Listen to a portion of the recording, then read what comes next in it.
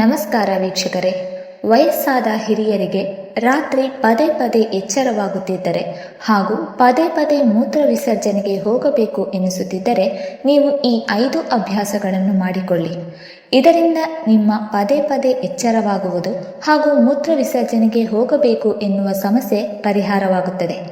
ಸ್ನೇಹಿತರೆ, ನಿಮಗೆ 60, 70, 80 ವರ್ಷವಾಗಿದ್ದರೆ ರಾತ್ರಿ ಸಮಯದಲ್ಲಿ ಪದೇ ಪದೇ ಎಚ್ಚರವಾಗುತ್ತಲೇ ಇರುತ್ತದೆ ಮತ್ತು ಪದೇ ಪದೇ ಮೂತ್ರ ವಿಸರ್ಜನೆಗೆ ಹೋಗಬೇಕು ಎನಿಸುತ್ತದೆ.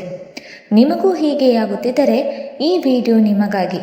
ಈ ವಿಡಿಯೋ ನಿಮ್ಮ ಜೀವನವನ್ನು ಬದಲಾಯಿಸುವ ಸೂರ್ಯನ ಬೆಳಕಿದ್ದಂತೆ.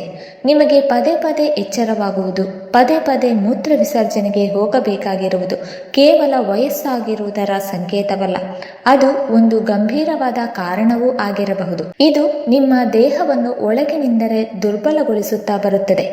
ಇದರಿಂದಾಗಿ ನೀವು ಪ್ರತಿದಿನ ಬೆಳಗ್ಗೆ ಸರಿಯಾಗಿ ನಿದ್ದೆಯಾಗದೆ ದಿನಪೂರ್ತಿ ಸುಸ್ತಾದಂತೆ ಇರುತ್ತೀರಿ. ಮೈಕೈಯೆಲ್ಲ ನೋವುತ್ತಿರುತ್ತದೆ.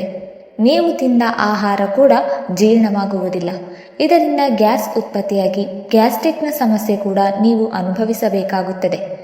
ರಾಮ್ ಪ್ರಸಾದ್ ಎನ್ನುವ ವಯಸ್ಸಾದ ವೃದ್ಧರು ಪ್ರತಿದಿನ ರಾತ್ರಿ ಎಚ್ಚರಗೊಳ್ಳುತ್ತಿದ್ದರು ಹಾಗೂ ಪ್ರತಿ ಗಂಟೆಗೊಮ್ಮೆ ಮೂತ್ರ ವಿಸರ್ಜನೆಗೆ ಹೋಗುತ್ತಿದ್ದರು.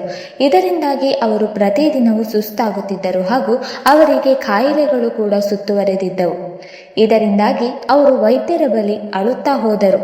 ಅವರ ಹೆಂಡತಿ, ಡಾಕ್ಟರ್, ಇದಕ್ಕೆ ಏನಾದರೂ ಸಲಹೆಯನ್ನು ನೀಡಿ, ನಾನು ನನ್ನ ಗಂಡನನ್ನು ಕಳೆದುಕೊಳ್ಳುತ್ತೇನೆ ಎನ್ನುವ ಭಯ ನನ್ನಲ್ಲಿ ಉಂಟಾಗಿದೆ, ದಯವಿಟ್ಟು ಪರಿಹಾರ ತಿಳಿಸಿ ಎಂದು ಬೇಡಿಕೊಂಡರು.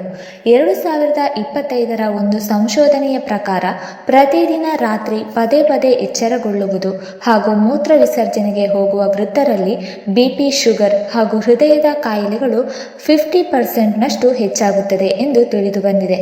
ವಿಶ್ವ ಸ್ವಾಸ್ಥ್ಯ ಸಂಘಟನೆ 2020 ಹೇಳುತ್ತದೆ, ಸರಿಯಾದ ಅಭ್ಯಾಸಗಳನ್ನು ವಯಸ್ಸಾದ ವೃದ್ಧರು ತಮ್ಮ ಜೀವನದಲ್ಲಿ ಅಳವಡಿಸಿಕೊಂಡರೆ 50% ರಾತ್ರಿ ನಿದ್ದೆ ಕೆಡುವುದು ತಪ್ಪುತ್ತದೆ ಹಾಗೂ ಪದೇ ಪದೇ ಮೂತ್ರ ವಿಸರ್ಜನೆಗೆ ಹೋಗುವುದು ಕೂಡ ತಪ್ಪುತ್ತದೆ ಎಂದು ಹೇಳಲಾಗಿದೆ. ಅದೇ ರೀತಿ ಒಬ್ಬ ವಯಸ್ಸಾದ ವೃದ್ಧರಿಗೆ ನಾವು ಈ 5 ಅಭ್ಯಾಸಗಳನ್ನು ಹೇಳಿಕೊಟ್ಟಾಗ ಅವರು ಈ ಅಭ್ಯಾಸಗಳನ್ನು ತಮ್ಮ ಜೀವನದಲ್ಲಿ ಅಳವಡಿಸಿಕೊಂಡರು. ಇದರಿಂದಾಗಿ ಅವರು ನಮಗೆ ಹೇಳಿದರು, ಡಾಕ್ಟರ್, ನಾನು ಪದೇ ಪದೇ ಎಚ್ಚರಗೊಳ್ಳಲಿಲ್ಲ ಹಾಗೂ ನಾನು ಪದೇ ಪದೇ ಮೂತ್ರ ವಿಸರ್ಜನೆಗೂ ಕೂಡ ಹೋಗಲಿಲ್ಲ. ಬೆಳಗ್ಗೆ ತುಂಬ ಆಕ್ಟಿವ್ ಆಗಿ ಫ್ರೆಶ್ ಆಗಿ ಎದ್ದೇಳುತ್ತೇನೆ ಎಂದು ಖುಷಿಯಿಂದ ಹೇಳಿದರು. ನಿಮಗೂ ಕೂಡ ಈ ಸಮಸ್ಯೆಗಳಿಗೆ ಹೀಗೆ ಪರಿಹಾರ ಬೇಕೆಂದರೆ ಈ ವಿಡಿಯೋವನ್ನು ಸ್ಕಿಪ್ ಮಾಡದೆ ಪೂರ್ತಿ ನೋಡಿ. ಅರ್ಥಕ್ಕೆ ನೀವು ಹೊರಟು ಹೋದರೆ ವಯಸ್ಸಾದ ಮೇಲೆ ರಾತ್ರಿ ನಿದ್ದೆಗೆಡುವುದು ಹಾಗೂ ಪದೇ ಪದೇ ಮೂತ್ರ ವಿಸರ್ಜನೆಯಾಗುವುದು ಇವು ನಿಮ್ಮ ಜೀವನದಲ್ಲಿ ವಿಷವಾಗಿ ಪರಿಣಮಿಸುತ್ತದೆ. ಮೊದಲನೇ ಅಭ್ಯಾಸ ಏನೆಂದರೆ ಕುಂಬಳಕಾಯಿ ಬೀಜಗಳು. ಪ್ರತಿದಿನ ರಾತ್ರಿ ಮಲಗುವ ಮುನ್ನ ಅವುಗಳನ್ನು ಅಗೆಯುವುದು. 2020 ಹಾರ್ವರ್ಡ್ ಯೂನಿವರ್ಸಿಟಿ ಸಂಶೋಧನೆಯ ಪ್ರಕಾರ ಕುಂಬಳಕಾಯಿ ಬೀಜದಲ್ಲಿ ಮೆಗ್ನೀಷಿಯಂ ಹಾಗೂ ಜಿಂಕ್ ಇರುತ್ತದೆ. ಇದು ಮೂತ್ರಕೋಶದ ಮೇಲೆ ಆಗುವ ಒತ್ತಡವನ್ನು 50% ಕಡಿಮೆ ಮಾಡುತ್ತದೆ ಮತ್ತು ನಿಮ್ಮ ನಿದ್ದೆಯನ್ನು 40% ಹೆಚ್ಚಿಸುತ್ತದೆ. 70 ವರ್ಷದ ಹರಿಪ್ರಸಾದ್ ಅವರು ರಾತ್ರಿ ಸಮಯದಲ್ಲಿ 5 ರಿಂದ 6 ಸಾರಿ ಮೂತ್ರ ವಿಸರ್ಜನೆಗೆ ಹೋಗುತ್ತಿದ್ದರು. ಆಗ ನಾವು ಅವರಿಗೆ ಕುಂಬಳಕಾಯಿ ಬೀಜವನ್ನು ಸೇವಿಸಲು ಹೇಳಿದೆವು. ಪ್ರಾರಂಭದಲ್ಲಿ ಡಾಕ್ಟರ್, ಬೀಜದಿಂದ ಏನಾಗುತ್ತದೆ ಎಂದರು. 1 ವಾರದ ನಂತರ ಅವರು ಹೇಳಿದರು, ನಾನು ಎಚ್ಚರಗೊಳ್ಳದೆ 1 ಸಾರಿಯೂ ಮೂತ್ರ ವಿಸರ್ಜನೆಗೆ ಹೋಗದೆ ಆರಾಮವಾಗಿ ನಿದ್ದೆ ಮಾಡುತ್ತಿದ್ದೇನೆ. ಇದನ್ನು ಹೇಗೆ ಸೇವಿಸಬೇಕು ಎಂದರೆ ಕುಂಬಳಕಾಯಿ ಬೀಜಗಳನ್ನು ರಾತ್ರಿ ಮಲಗುವುದಕ್ಕಿಂತ ಮುಂಚೆ ಸೇವಿಸಬೇಕು. ಈ ಬೀಜಗಳ ಪೌಡರ್ ಸಿಕ್ಕರೆ 1 ಗ್ಲಾಸ್ ಹಾಲಿಗೆ 1 ಟೀ ಸ್ಪೂನ್ ಕುಂಬಳಕಾಯಿ ಬೀಜದ ಪೌಡರನ್ನು ಹಾಕಿ ಬಿಸಿ ಹಾಲನ್ನು ಸೇವಿಸಬಹುದು. ಇದು ಕೂಡ ನಿದ್ರೆ ಮಾಡಲು ಸಹಾಯ ಮಾಡುತ್ತದೆ. ಎರಡನೆಯ ಅಭ್ಯಾಸ, ಸಾಯಂಕಾಲದ ಊಟದಲ್ಲಿ ಹೆಸರು ಬೇಳೆಯನ್ನು ಸೇರಿಸಿಕೊಳ್ಳಬೇಕು.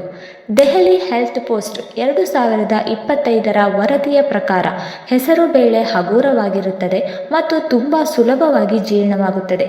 50% ಮೂತ್ರಕೋಶದ ಮೇಲೆ ಆಗುವ ಒತ್ತಡವನ್ನು ಕಡಿಮೆ ಮಾಡುತ್ತದೆ. ಅಷ್ಟೇ ಅಲ್ಲದೆ ಜೀರ್ಣಶಕ್ತಿಯನ್ನು 40% ಹೆಚ್ಚಿಸುತ್ತದೆ. ನಿಮಗೆ ರಾತ್ರಿ ಪದೇ ಪದೇ ಮೂತ್ರ ವಿಸರ್ಜನೆ ಆಗದಂತೆ ನೋಡಿಕೊಳ್ಳುತ್ತದೆ. 78 ವರ್ಷದ ಲಕ್ಷ್ಮಿ ಎಂಬುವವರು ಪದೇ ಪದೇ ರಾತ್ರಿ ಮೂತ್ರ ವಿಸರ್ಜನೆಗೆ ಹೋಗುತ್ತಿದ್ದರು. ಆಗ ನಾವು ಅವರಿಗೆ ಹೆಸರು ಬೇಳೆಯನ್ನು ಊಟದಲ್ಲಿ ಸೇರಿಸಿಕೊಳ್ಳಿ ಎಂದು ಹೇಳಿದೆವು.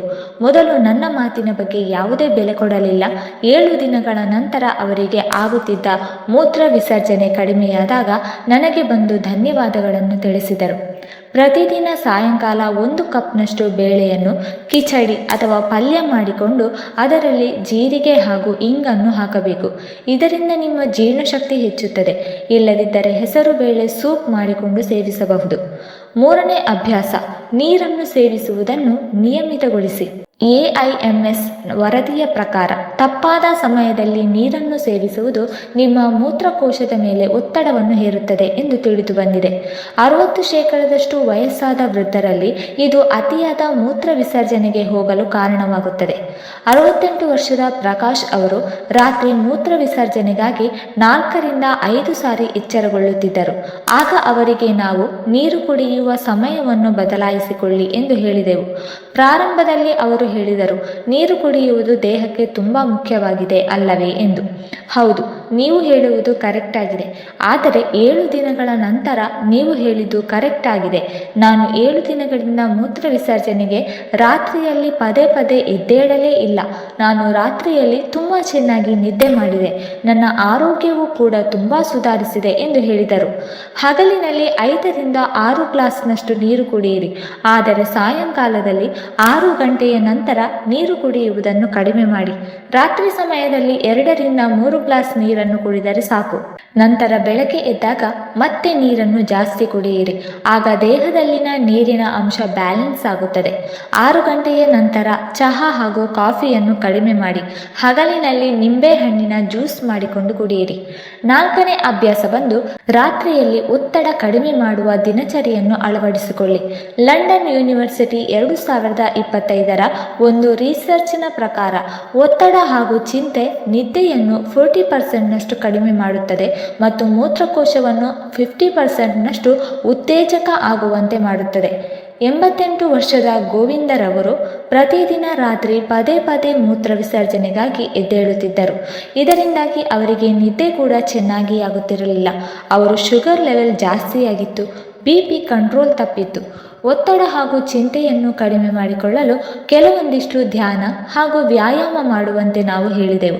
ಇದರಿಂದಾಗಿ ಅವರು ತಮ್ಮ ನಿದ್ದೆಯನ್ನು ವಾಪಸ್ ಪಡೆದರು ಹಾಗೂ ಪದೇ ಪದೇ ಮೂತ್ರ ವಿಸರ್ಜನೆಗೆ ಹೋಗುವುದು ಕೂಡ ಕಡಿಮೆಯಾಗಿ ಅವರ BP ಹಾಗೂ ಶುಗರ್ ಈಗ ನಾರ್ಮಲ್ ಆಗಿದೆ.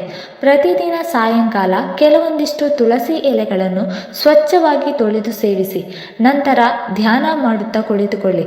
ಇದರಿಂದಾಗಿ ನಿಮ್ಮ ಮನಸ್ಸು ಶಾಂತವಾಗುತ್ತದೆ. 8 ರಿಂದ 9 ಗಂಟೆಯವರೆಗೆ ನೀವು ಧ್ಯಾನ ಮಾಡುವುದರಿಂದ ನಿಮ್ಮಲ್ಲಿರುವ ಒತ್ತಡ ಕಡಿಮೆಯಾಗುತ್ತದೆ ಮತ್ತು ಚೆನ್ನಾಗಿ ನಿದ್ದೆ ಬರುತ್ತದೆ. 5ನೇ ಅಭ್ಯಾಸ, ನೆಲದ ಮೇಲೆ ಎಕ್ಸಸೈಸ್ ಅಂದರೆ ವ್ಯಾಯಾಮ ಮಾಡುವುದು. ಈ ರೀತಿ ನೆಲದ ಮೇಲೆ ವ್ಯಾಯಾಮ ಮಾಡುವುದರಿಂದ ಮೂತ್ರಕೋಶದ ಮೇಲೆ ಆಗುವ ಒತ್ತಡವನ್ನು 50% ಕಡಿಮೆ ಮಾಡಿಕೊಳ್ಳಬಹುದು. ಇದರಿಂದ 60% ರಾತ್ರಿ ಪದೇ ಪದೇ ಮೂತ್ರ ವಿಸರ್ಜನೆಗೆ ಹೋಗುವುದನ್ನು ತಪ್ಪಿಸಬಹುದು. 68 ವರ್ಷದ ಸರೋಜಾ ದೇವಿಯವರು ರಾತ್ರಿ ಪದೇ ಪದೇ ಮೂತ್ರ ವಿಸರ್ಜನೆಗೆ ಹೋಗುತ್ತಿದ್ದರು. ಆಗ ನಾವು ಈ ನೆಲದ ಮೇಲಿನ ವ್ಯಾಯಾಮವನ್ನು ಮಾಡಲು ಹೇಳಿದೆವು. ಈ ವಯಸ್ಸಿನಲ್ಲಿ ನಾನು ಹೇಗೆ ಈ ವ್ಯಾಯಾಮ ಮಾಡಲು ಸಾಧ್ಯವಾಗುತ್ತದೆ ಎಂದರು. 8 ದಿನಗಳ ನಂತರ ಅವರೇ ಬಂದು ನನಗೆ ಖುದ್ದಾಗಿ ಹೇಳಿದರು, ಡಾಕ್ಟರ್, ನೀವು ಹೇಳಿದ್ದು ಒಳ್ಳೆಯದಾಯಿತು. ಇದರಿಂದಾಗಿ ನಾನು 1 ದಿನವೂ ಕೂಡ ರಾತ್ರಿ ಎದ್ದೇಲಿಲ್ಲ ಮತ್ತು ಯಾವ ವೈದ್ಯರು ಕೂಡ ಇಷ್ಟು ಸುಲಭವಾಗಿ ವಿಧಾನವನ್ನು ಹೇಳಲಿಲ್ಲ ಎಂದರು. ಪ್ರತಿದಿನ ಬೆಳಿಗ್ಗೆಯಿಂದ ಸಾಯಂಕಾಲದವರೆಗೆ 10 ರಿಂದ 15 ನಿಮಿಷಗಳ ಕಾಲ ಸ್ನಾಯುಗಳನ್ನು ಹಿಗ್ಗಿಸುವುದು ಹಾಗೂ ಕುಗ್ಗಿಸುವುದನ್ನು ಮಾಡಬೇಕು.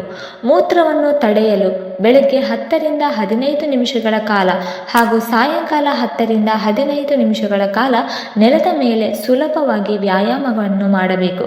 ಸ್ನೇಹಿತರೆ, ನಿಮಗೆ ಗೊತ್ತಾಯಿತಲ್ಲವೇ?